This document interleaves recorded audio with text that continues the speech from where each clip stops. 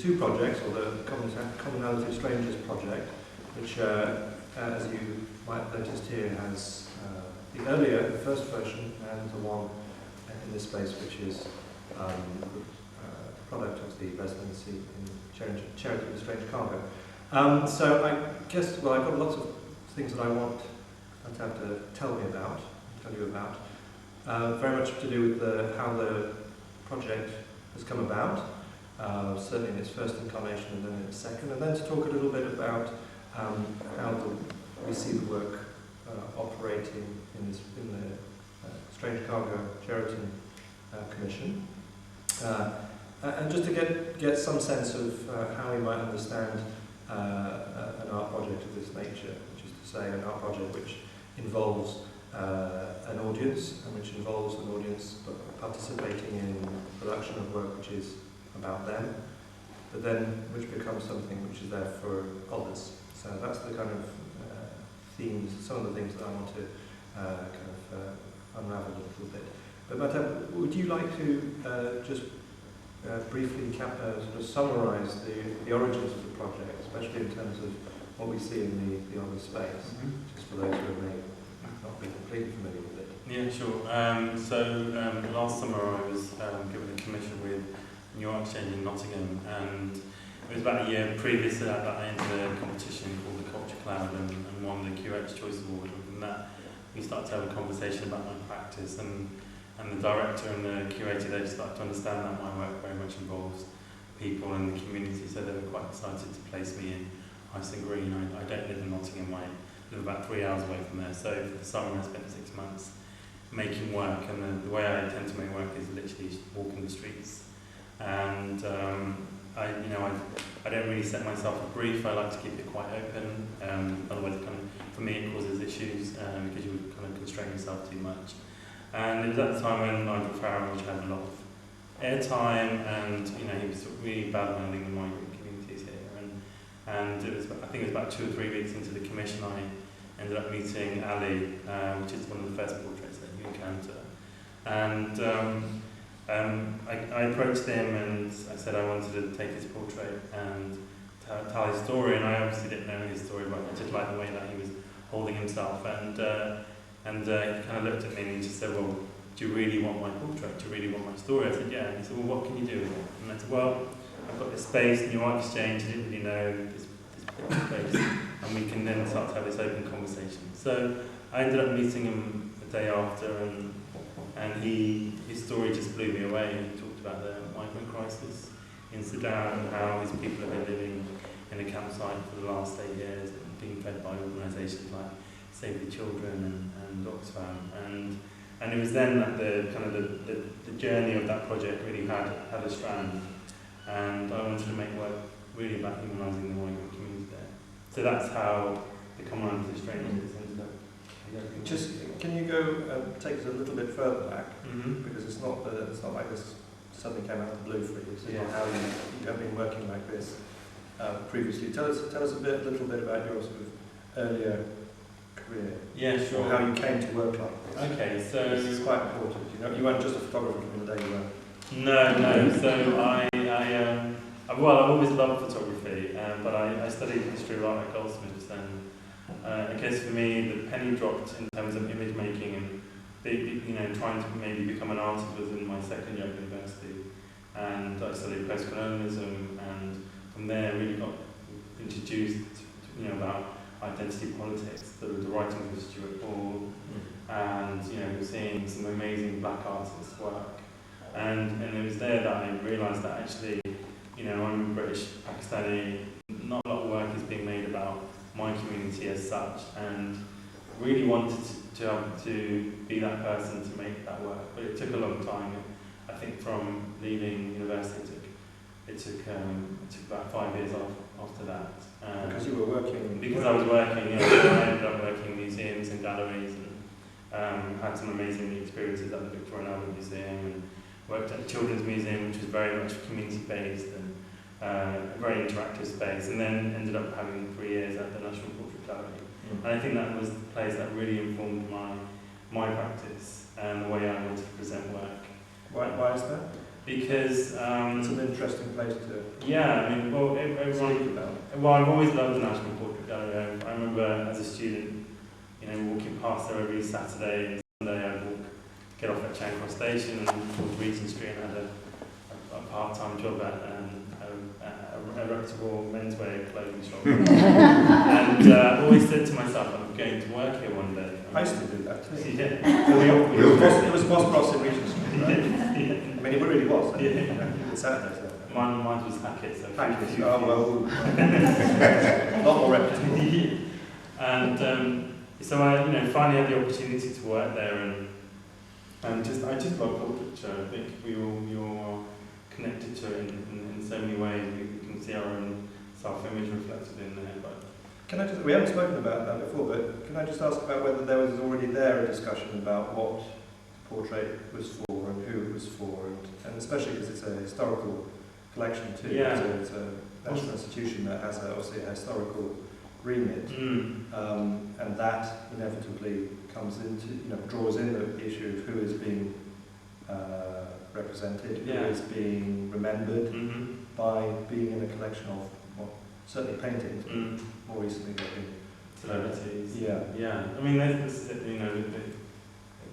real propaganda there, isn't there? There's real politics with portraiture. But for me at the MPG, the most important thing was the way that they presented their captions. They always presented the captions where the sitter came before the artist, and I thought that was really fascinating, because that was it was a very deliberate thing for the MPG to be saying, really. And I think in terms of my practice, that's how I've started to make work, which is try and empower the sitter, kind of stripping away my ego as an image maker, but also having a signature in the work, but really trying to say to these people, well, look, this is your portrait. You're going to be seen in these spaces, and how do you want to be seen?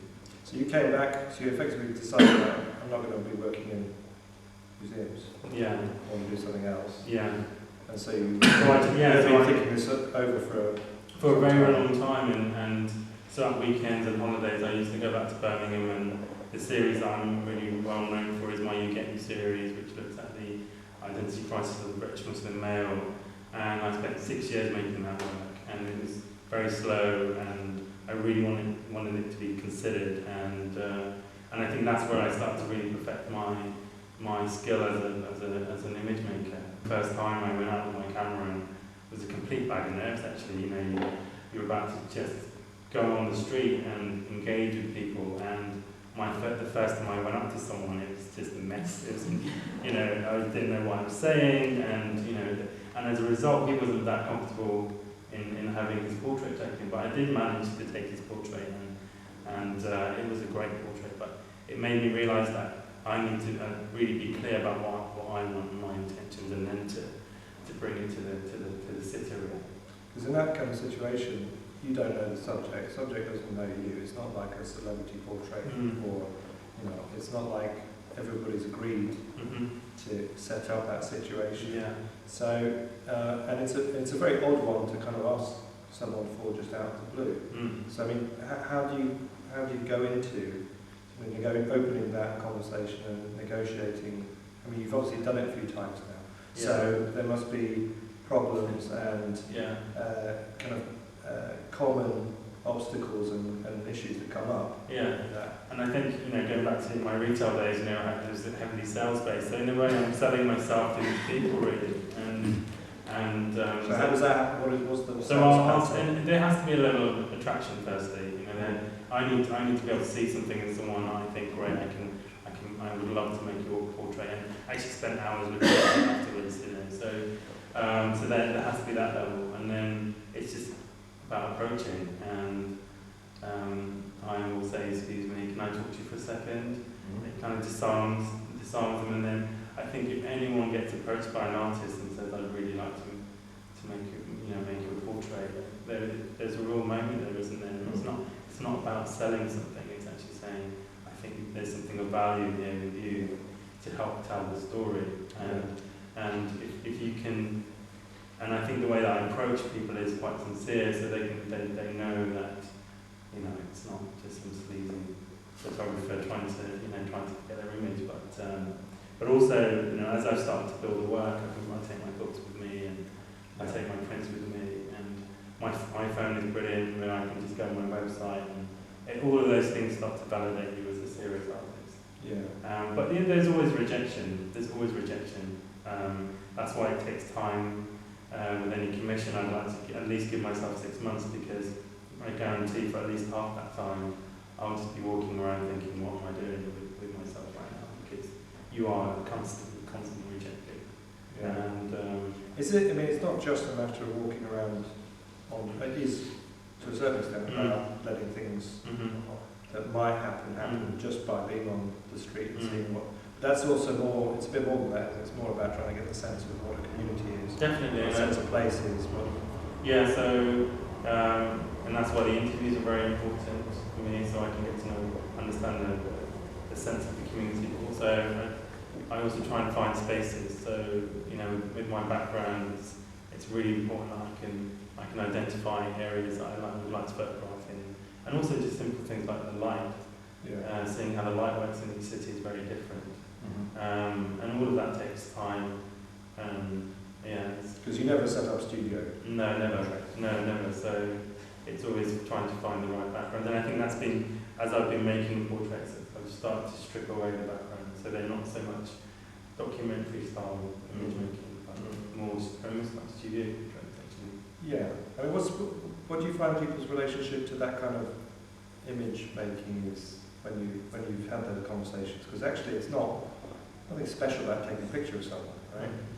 Certainly now, he does it. So everybody recognises it's not like you're asking for them to sit for a sculpture whilst you fiddle away with bits of clay or whatever. It's a very straightforward culture that everybody has some relationship to. It is. Yeah, no, it is. But I think there's, for me, there's definitely an aesthetic control that I like to bring out in my portraits, and also there's a connection with the sitter. So, for example, there's a portrait of the young girl behind you. When I approached her, I met her at school actually, and we ended up meeting after school, and she wanted to wear her nose ring, and she was incredibly embarrassed when she came out of her home, and literally had her hand covered the entire time. Every time someone walked by, she would bring it back up. And so for me as an artist, it's really important to try and make someone like myself understand that this is a powerful image that she's about to take. So, anyone can take a picture, but it's that engagement that you need to have. And I took it to about 4 places just to let the errors come out and the tension to come out of each image. So each image, she started to really relax. And then this was the final image. And I guess I'm kind of curious about, although it's true that everybody can take a picture and everybody can look at it, and I think the idea of portrait is a very accessible thing. I think people, even if they don't think about it, even if they don't talk about it, have some sense of what they get out of an image of another person. They might know or might not know. But it's more, I'm curious about what you then explain is going to be the status of these images and how, and the purpose of presenting them as well. I think it probably brings us on to what brought this particular version of the project together, because the difference here is that you're focusing on a particular part of the community, whereas more broadly speaking, the immigrant groups are quite different in the first version of the first project. So here you're first of all you're coming to a particular part of a community and focusing on them specifically. And I was just curious to know how you somehow explain what the value of this was going to be to do this, to put this together. For the community? Well, I wouldn't overstate that it's like a blanket idea of a community, a Nepalese community, but more just to do with how to explain to each individual person so what it is that this is all about and why they should care enough to spend time with you and Yeah, I mean, I'm very open, and I always talk about my experiences when I'm, going to museums and galleries and not seeing enough brown and black faces on the walls, and so, it's very political on my part. I know the art historical narrative and know where the gaps are. So when I meet these sitters, and these are the conversations I will have with them, and say, look, I'm in a really privileged position to be able to canonise your portrait into the art world, and it needs to happen. And I think when you put that type of, it's not pressure, but it's a responsibility, and it is it's a complete exchange. Without them, I can't make my work. And when that, I think when they have that moment to reflect, then they're really willing. And that's my intention at the moment as an artist. I want to be able to make work that represents things that will be collected in museums and galleries and museums, will be shown in places like the National Portrait Gallery, and they represent the fabric of another society or globally. Can we talk about move to look at the differences between this, I don't know, what are we calling it, version? Series? Part 2. Because it is quite different from the other gallery's presentation here. So, and obviously the main difference is the lack of first-person anecdote, monologue.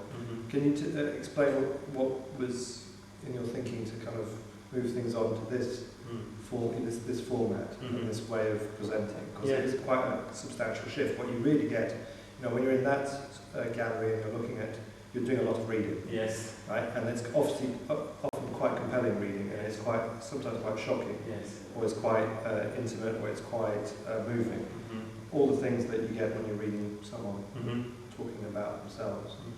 But here's something quite different. So there's a quite different focus on a different group of people, and there isn't that narrative frame. So I'm just curious to know a bit more about what led to that, or what fed into that. Yeah. So when I had this show at Nottingham, real text is really important for me, and I was just thinking how it was working in that space really, and I felt that the show, there was these two elements that were fighting each other. There was the visual narrative and also the text, and and for me, when I walk into that space, it feels noisy. It almost feels like there's a lot of conversations just happening in that space because of the text, and I wanted to move on in my practice, make larger pieces of work which have a presence in museum settings, but then also just to really celebrate these portraits on a visual level. And what was interesting in that space when we were hanging, it was the text really led the actual hanging of the show, and I made sure that there was these high notes and low notes in terms of how each sitter was talking about their lives and their experiences. And whereas here I just really wanted to celebrate, my skill as a portrait artist, really. But that doesn't quite tell me everything there is to think about in this space, I think. It's true that it's really interesting you should say that it's noisy, because it does, in a funny way, it's like being in the street. This long corridor-like space, and there's all these people, and they've got their own stories. It's almost like you're listening in to each one as you pass. This feels very different. This space and the works here, and you've done some very, very deliberate things. It's not just about celebrating the power of a portrait, of a single portrait, because they seem to be a lot more. It seems to be a lot more considered in terms of how the images relate to each other. And I'm wondering about that, especially. There's obviously a run of photographs here, which I think have a very particular and subtle relationship to each other. But there's also then this very, very particular banner installation, which I think I want to know more about. What led to that? Yeah, so very odd format. Actually. Yeah, so I wanted to really play around with Bridget wonderfully said I could experiment in space, and I really wanted to. So the banners for me were really playing around with, how you can hang the photograph. But the colours are, they're obviously coded. They are the three colours of black, red, and green symbolise the coming together of the three rifle groups. And for me, these portraits represent guardians as such, really. And these are the Gurkhas, soldiers who were, from serving over the last 200 years, have managed to have residency in the UK. It was very important for me that the paper touched the ground and became part of the ground, and that really started to talk about, homeland and space. And so that's why I wanted to hang the work in the way that it has been. And with regards to these portraits, I guess the similarity here is the kind of different types of coding and the badges and the little kind of adornments that each sitter has got, really. And that starts to really talk about identity and how we form our identity in our clothing. And I think there's two things really happening in this space for me. One is the stripping of identity, which is the army and the school. They become part of something else. And then the other is these teenagers who are really trying to find themselves again after being stripped. And for me, what's interesting with the series of work that I've been making the last 8 years, there is this sense of a global identity that the youth have taken on. Do you want to explain that in a bit more detail? On one hand, you've got the Pet Valley bit, school blazer, and then Ty, the gentleman over here, has his regimental tie. Yeah, so it's the 6th regimental rifle group there. And then, and you can tell that from the tie and the badge, actually. Yeah.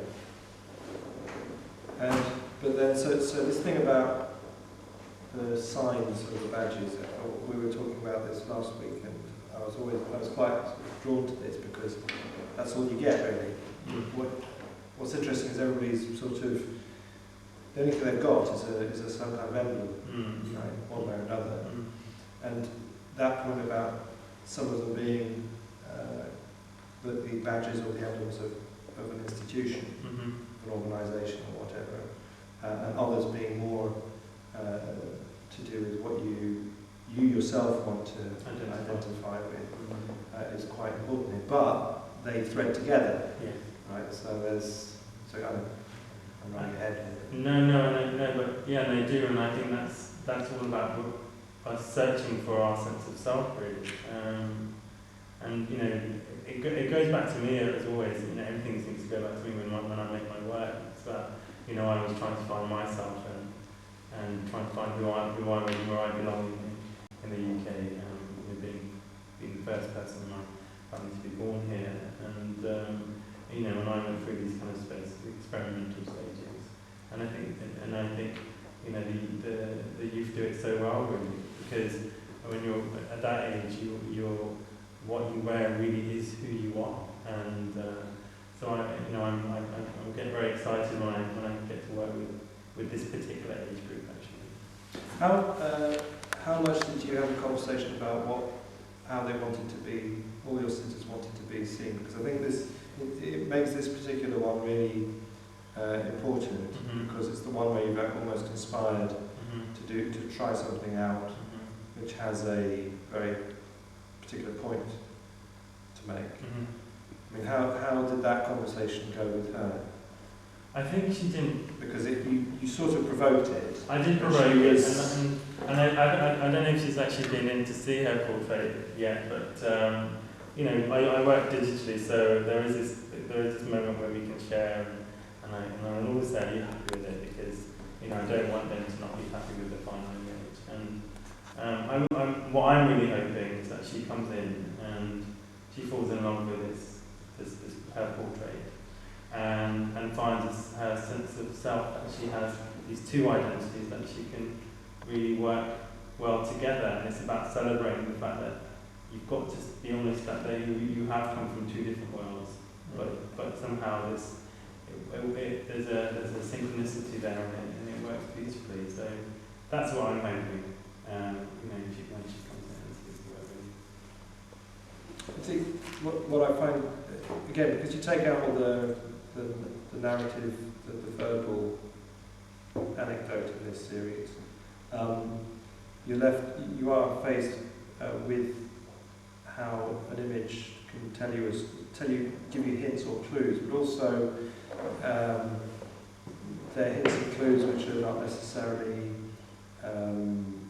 completely trustworthy, right? So it's a lot more enigmatic. It produces a sense of having to kind of deal only with what you're given. But the only thing you've got to go on is the various signs and codes which you might find. That, in a way, that doesn't. What I also find interesting about this is it doesn't necessarily tell you everything there is to know. In fact, maybe it's more about how we don't get to the bottom of what people are through. Because you were mentioning it just a moment ago, the sort of international culture, which youth culture tends to be now, that everybody adopts, doesn't matter where they're from or who you are, where you're from. There tends to be a certain kind of generalised international cultural code, sport and jewellery, associated with sports, and that is quite widespread. So in a way, they also don't. There is this kind of thing of, well, who am I? I don't need to be anybody in particular, which is why this is kind of what I'm kind of trying to get out with this one, right? Okay. Which is that at one level people are, there is a process by which people just slowly, generation by generation, gently disappear into a broader culture. Yeah. I don't know if that's important in this, because that's that big issue of what we mean by assimilation. I don't know if that's, because that's why I find this one particularly not shocking, but it pulls you up. Yeah. Because in a way that kind of conversation about how to show oneself to have had roots is a kind of self-conscious thing. She seems more confident about a bomber jacket and a wristwatch than this, and this is very, very unusual. It is, and I think it's sort of somehow drawing her back to the past in a way. It is, and I guess that's why the hang is the way it is. There's the past is there, and it kind of comes towards the young girl in the school uniform. And I just think it's really important that you can never forget your roots. And I think, and in the work that I've made previously with the UK series,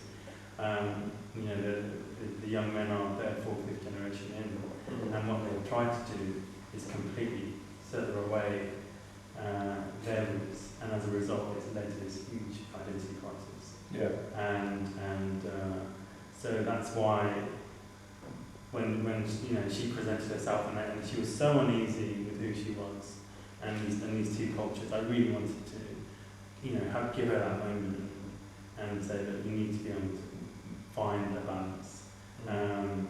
And we do eventually calm down in the way that we see ourselves, but this is the most impressionable space, and I think being someone who isn't English and knowing how difficult it is to fit in, because you do feel very different, no matter how much you want to pretend you're not. There's two identities here. She will have an identity these kids will have an identity outside of the home, and then one inside the home,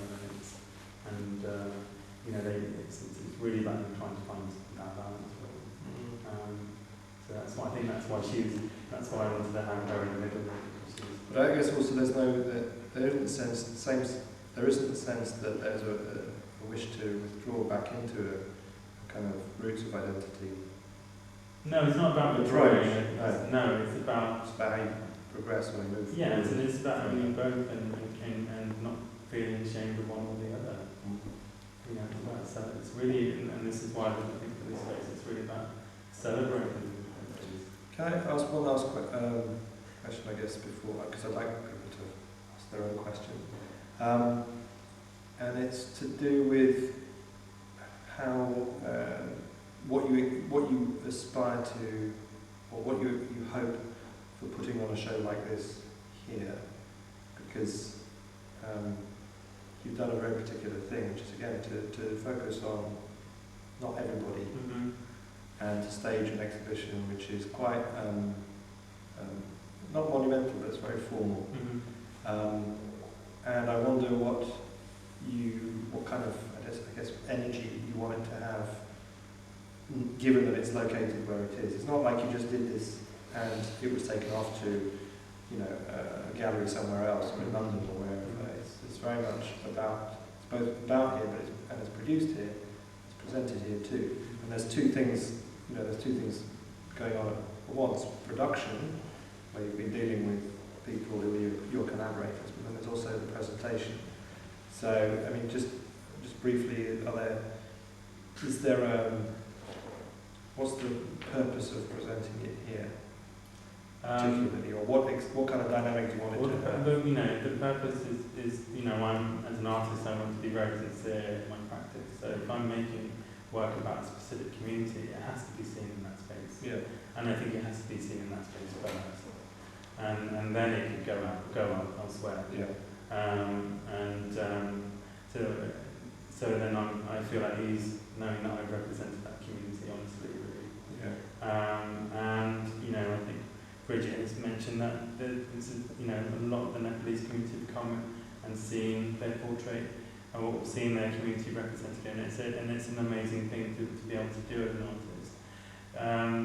And also, what was interesting, this community has been here now for, I think, over 10 years really, and very little is known about them. And lots of bad things, and so for me it was about trying to investigate those things, and it's wonderful for them to have this space and to say that we are here. And again, it's important because they're looking right at you. So there's that power. They've got the power more than the actual spectator. And I just hope it just allows more of a conversation really. And essentially, it's about humanising this community, just like I'm trying to humanise the British Muslim community.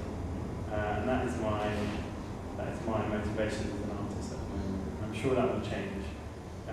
But right now, that's what I'd like to do. Now I'm kind of talked out, questioned out, so I'm going to ask you to ask questions and have a conversation. I've got a couple of questions. The first one on the production here. I noticed that you sort of missed a generation. Was that deliberate, or was that just the way it happened? It's actually how it's happened, really. So, you've got a lot of elders in this community, and they're kind of the middle 30, 40-year-olds. There don't seem to be that many. There are some around, but there's not that many around, as I've felt anyway. Yeah. They're mainly In the army. Yes, yeah.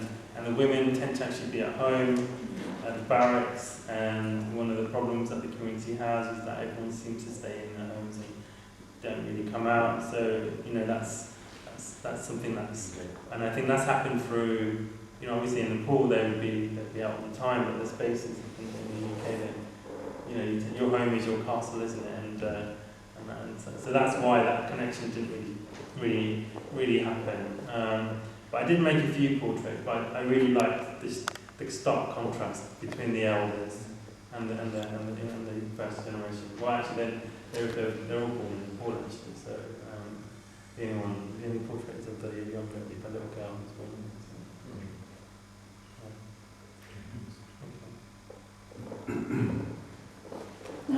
When you're wandering the streets, do you have a tripod with you, or is it all handheld? Yeah, it's all. I tend to not have my camera actually. I just have a bag and I just walk around. And then you whisk it out. Eventually, sometimes I'll interview them first, or I'll give them a card, or we'll exchange phone numbers. I don't want to be too pushy, and sometimes it's not even the right time in terms of the light or the area that I'm in really. So so I think those two portraits, I came back and met them up another day, and another portrait said they can happen instantly, but then my concern is always, well, where do I go, where's the background? But no, it's all handheld. And they don't view you with suspicion. Well, I think this was the first time I worked with a community where there was a language barrier, so the elders, it was very hard to communicate with them. But thankfully with Bridget and Hannah, they helped, and Deepak, who's the ambassador for the local community, he really helped me get in. And there was a lot of standing up on stage. I think I stood up on 2 or 3 stages before I started making work and having Deepak translate with me. Went into a couple of churches, all the things that you have to do to really connect and engage. Can I ask you where you kind of find yourself fitting in terms of, say, the post-war generation of photojournalism, the sort of Cartier-Bresson, Gary Winogrand, decisive moment, instantaneous street photography. I mean, do you find yourself part of that generation and an extension of that, or are you really a portrait photographer and the street happens to be your studio? I studied photography at university, and I did it as an A-level, and those were all the photographers that I encountered, and so I'm sure there is that influence. I see myself more of an artist rather than a photographer, and I don't see myself as being a street or documentary photographer. I just feel like I'm a portrait artist. So the gallery is your outcome, is it, rather than the book or the thing in print, or? And so is this just one thing you do, and then you do something completely different without people, or? Yes and no. But so stylistically, this is where I am at the moment. Yeah. So if you saw my work 5-6 years ago, there'd be a lot more layers in terms of the backgrounds. You'll probably see a shop, or you'll see a tire, or something else that helps the reader kind of break down the image. But I didn't want to ghettoise the community, and as I've been making work, I've been very conscious about not ghettoising my sitters. So that's why these backgrounds are the way they are. I try and keep the colour palette quite low. I really like texture in the background, and it's about the two fighting each other actually for space. I get really excited by it. And was completely concealing anything else. So actually, as an audience, you can't go anywhere else. You can't go and hide behind some image in the background. You have to confront these portraits. So that's the way I like to work, really. Can I just ask, obviously we're part of the touring programme for your exhibition, and if you were to take the exhibition to another place, another gallery, how do you see the body of work developing if you were given the opportunity for another residency? Yeah, I was talking to my wife Lucy about that. I'd really like to go into another. I was so excited about making this work. When we sat down and you mentioned the Nepalese community, I just thought, wow, this is such a great opportunity to focus on a specific community. And I'd really like to be able to do that again. I'd really like to go into another space that has a very specific community, so I can go in there and make work. I think that's where I get really excited by really focusing on one community. So it would be great to have that opportunity to move it to another place like that. But an adjunct question is, would this part 2, go with the show? Definitely. You see this as part of it? Yeah. Definitely. That might be bigger next time. I want to just ask you about the lack of narrative in here, which JJ referred to. Because as well as presenting us with really beautiful images of very beautiful people, you have created, although obviously these are pictures of it, people belonging to a specific community, but you've created an opportunity for each of us as viewers to create a story, to create a relationship between the sitters and the photographs, which I find really inspiring. Was that deliberate? Yeah, definitely. I felt, with the show next door that I was telling you what to think, and I didn't want to do that. I didn't want to do that here. I wanted. Well, that's very much about individuals and their separate identities, their separate stories, albeit sitting together. But there is a tangle, beautiful, web amongst all these portraits. It's also, we haven't really talked about it, but the split between the show between the private individuals, because I guess that's what they are, and the regimental subject is quite important, because it really kind of pulls you up short with the fact that there are people who are part of the British military official system, and they have it is a very particular history, and it is, but nevertheless they are part of this nation, or this national system expressed through its armed forces.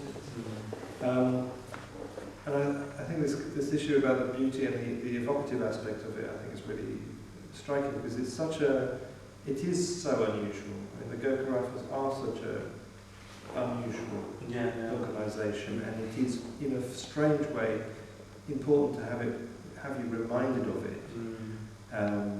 That it's a unique relationship between nationals of one country and this country. Purely through this kind of unusual, this completely sort of unprecedented institutional relationship. And in a way, it's quite important to kind of just feel that wash over you. In a way, because it does then come, it really hits you hard that, well, what is it, identity then? What is it to be belonging? I think it's interesting that you brought up the fact that all the other citizens, I mean, everybody is not necessarily second generation, right?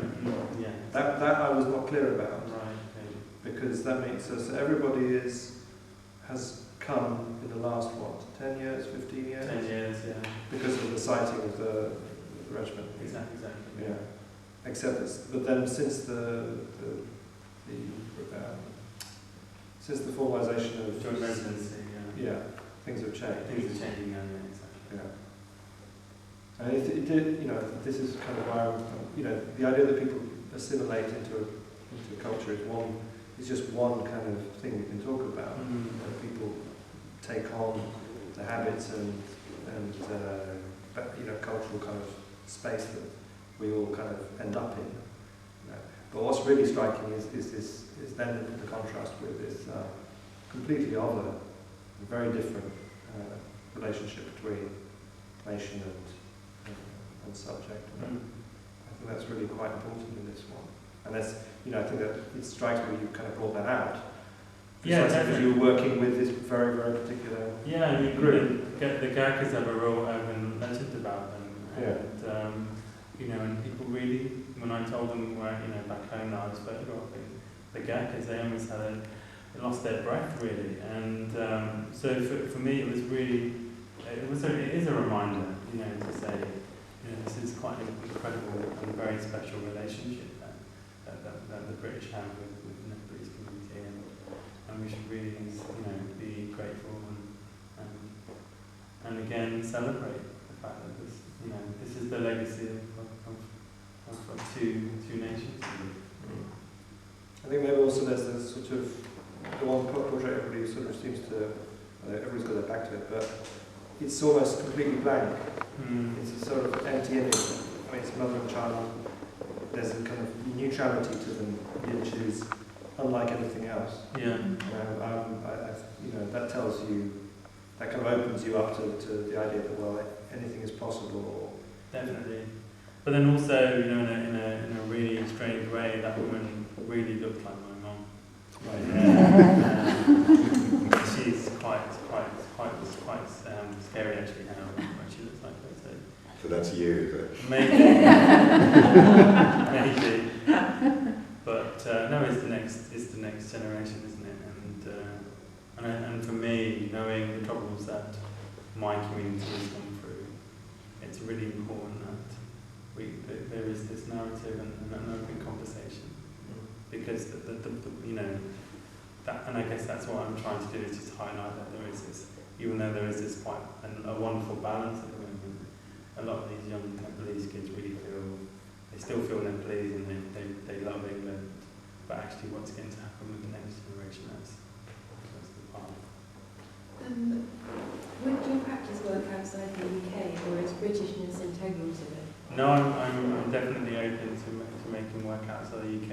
In fact, I'm going to America next year to talk about curation in Massachusetts, which is quite exciting. So I'm open. I went to Pakistan as well, and I was making work out there. And I definitely see myself as a global image maker. So, yeah. I guess just to come back to the gentleman's comments about what type of image making it is, I think that's a really interesting theme to kind of go back over, because again, like photojournalism or social documentary, they're all images, they're all the types of photography which have an intention, and often the intention is to report or to make a historical record of a certain time or a certain kind of social space. And of course, on top of that, there are choices that those kinds of photography make about how they're presented and who those images are transmitted to. So I think it's also really important to think about, that this is photography precisely for a gallery, precisely for a system of presentation, a set of places that are not the newspaper, and they're not, they're not the book necessarily. It's quite important to say it's not, because you are making photography for exhibition. Yes, that's really key. Yes, completely. And that's through, one of the portrait artists I really love is Peter Lely, and he's a 16th century court painter, and the way he paints is very much three-quarter length. The sitter is looking straight at you. And I didn't realise how influenced I was with his work until I picked up, my wife was working on the latest year's catalogue, and a year ago I picked it up and I thought, oh my god, my portraits look very much like his, and it made sense because for 3 years I was working in that space, and at the NPG, and so it's a funny thing, isn't it, really? If you work in photography, people try, there's always this, because photography has such a wide spectrum and you can do so much with it, that when it becomes part of a gallery space or a museum space, it's a really tricky relationship. So, I tend to not think about that. To just say I'm a portrait artist and strip away the photography element of it. Right. And that's just where I am at the moment. Yeah. Are there any other comments, questions? Okay. Well, then I